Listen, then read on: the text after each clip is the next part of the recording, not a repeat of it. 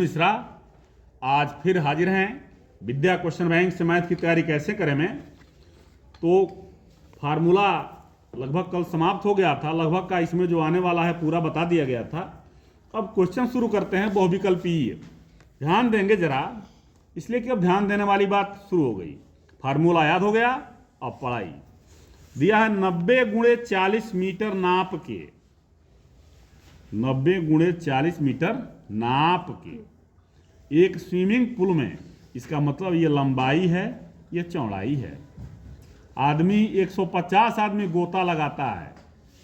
एक पानी का विस्थापन, जब एक आदमी उसमें जाता है तो मान लीजिए कि हाई लेवल है, एक आदमी गया थोड़ा सा बढ़ गया, तो ये ऊंचाई है। तो जो ऊंचाई दे रहा है वह एक आदमी का 8 मीटर क्यूब है, इतना पानी हटाता है। ठीक है। तो अब देखिए, जब एक आदमी का इतना है तो 150 आदमी है ना, तो 150 आदमी द्वारा हटाया गया पानी, ये लिखने की जरूरत नहीं है, वो विकल्पीय है ना।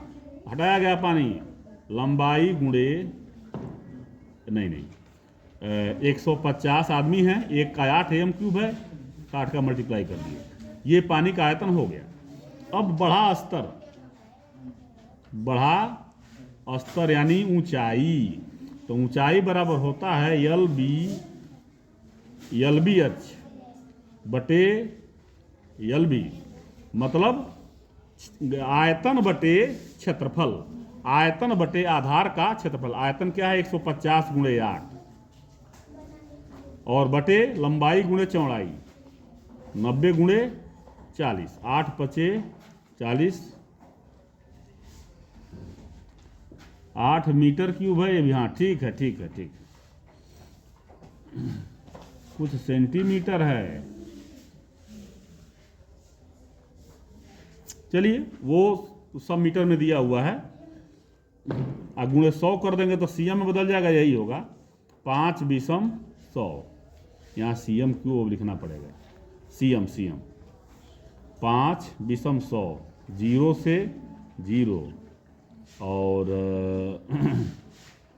3 त्रिक 9 और 50 तिहाई 150। अब देखिए 50 दूना 100, अब बटे आ गया 3, सीएम क्यूब पॉइंट में निकालिए, 3 त्रिक 9, फिर 3 त्रिक 9, 3 त्रिक 9, 3 त्रिक 9, यह आता जाएगा 3 3 3 3। अब देख लीजिए जो सही है 3 3 3 भी यदि किसी विकल्प में हो ना तो सही है। इधर वाला 33 ही होना चाहिए, अब आगे वाला जो भी हो उससे ज्यादा बहस नहीं है। ओके, दूसरा क्वेश्चन देखिए। एक ही आकार में बने हुए 12 ठोस गोलों को पिघलाकर एक 2 सेंटीमीटर व्यास और 16 सेंटीमीटर ऊंचाई का ठोस धात्वीय बेलन बनाया जाता है। प्रत्येक गोले का व्यास है, 12 ठोस गोलों को पिघलाकर एक इतना सेंटीमीटर व्यास और 16 सेंटीमीटर ठोस धात्विक बेलन बनाया जाता है। तो गोले का व्यास है, ठीक है। देखिए माना ठोस गोले की त्रिज्या r, अब 12 गोलों का आयतन, गोला ही है ना, तो 12 गोलों आयतन बराबर 12 गुणे 4/3 पाई आर क्यूब, 3 चौको 12, 4 चौको 16 पाई आर क्यूब। ये तो हो गया। आयतन कभी नहीं बदलता, एक पाव पानी को आप 1 लीटर में रख दीजिए या 2 किलो के बाल्टी में रख दीजिए, किसी में भी रखिए, वो जितना पानी 16 पाई आर क्यूब। अच्छा, अब इसके बाद से देखिए क्या कह रहा है आगे, कह रहा है 16 सेंटीमीटर ऊंचाई का ठोस धात्विक बेलन बनाया जाता है। ठोस धात्विक बेलन। तो बेलन बनाइए यहां।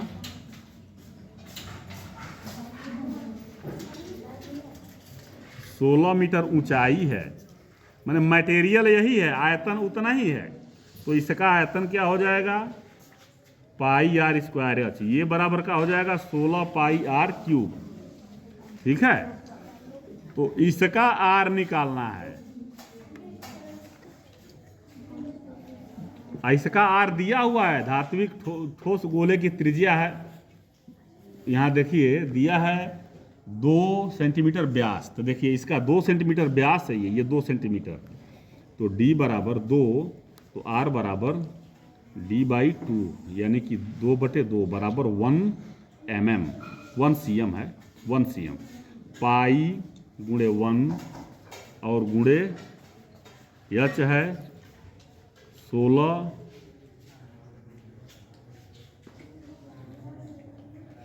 प्रत्येक गोले का व्यास आर निकलेगा 16 पाई आर क्यूब। देखिए पाई से पाई कट गया, ओके। अच्छा, आर क्यूब बराबर 16/16, 16/1 आ गया। तो आर बराबर 1, तो डायोमीटर बराबर 2 cm। तो ये हो जाएगा प्रत्येक गोले का व्यास 2 cm। अगला क्वेश्चन लिया जाए।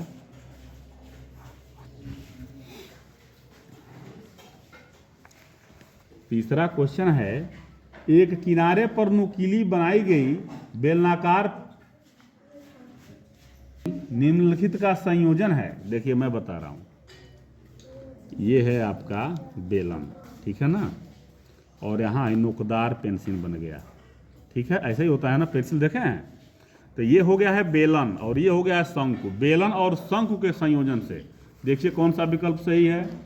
एक शंकु और एक बेलन, यही सही है। शंकु का छिन्नक और एक बेलन, एक अर्धगोला और एक बेलन, दो बेलन बनाएंगे तो बेलने बनेगा, सही हो गया। एक साहुल निम्नलिखित का संयोजन है, फिगर देखिए।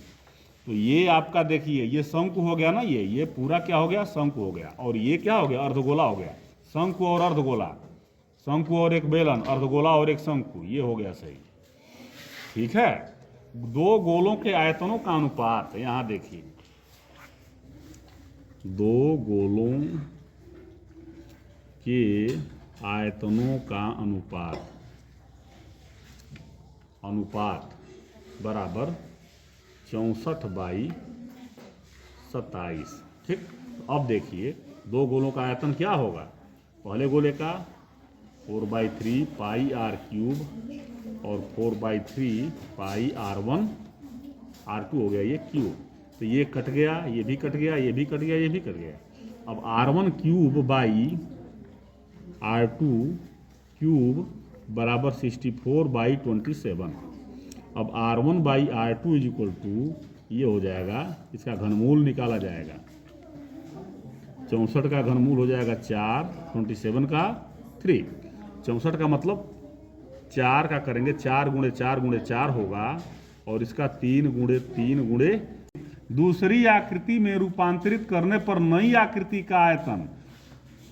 देखिए ये क्वेश्चन, एक ठोस को एक आकृति से दूसरी आकृति में रूपांतरित करने पर नई आकृति का आयतन बढ़ेगा, पहले के समान, घटेगा 2 गुना। आयतन कभी घटता बढ़ता नहीं है बच्चों।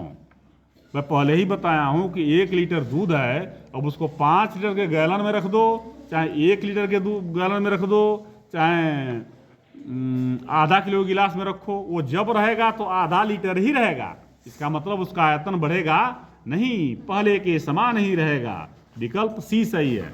चलिए 6 क्वेश्चन हो गया आज, और 7वें से कल देखेंगे। तब तक के लिए धन्यवाद। एक चीज और हम बताना चाहेंगे कि यदि आपको समझ में ना आए ना, बार बार ये बात कहता हूं कि पढ़ाई से संबंधित बीमारी यदि आपके पास है तो आप उसको दूसरे को दे दें, मतलब हमें दे दें, हम उसका इलाज करके भेज देंगे। बीमारी यदि बढ़ाएंगे तो बीमारी बढ़ती जाएगी। समस्या अपने अंदर रखेंगे, वो समस्या बढ़ेगा ही। तो उसको आप पूछ लें और उसका निदान कर लें। अब पूछेंगे कैसे, ये पूछिए आप कमेंट में क्वेश्चन डालिए, अगले दिन उसका पहले हो जाएगा, उसके बाद हम अगला शुरू करेंगे। ओके, धन्यवाद धन्यवाद धन्यवाद।